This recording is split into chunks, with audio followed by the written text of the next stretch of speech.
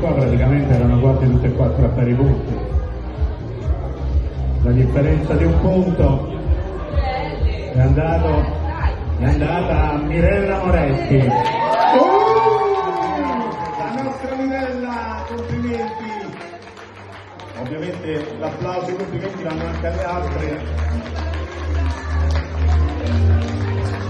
Fanciulle, belle, complimenti. Giuro, voi stiamo girando in questo momento un po' così, grazie a tutti, grazie.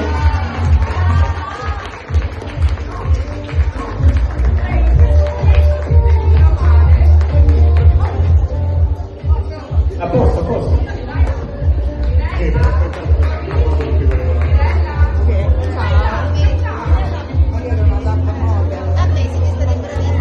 Dopo facciamo le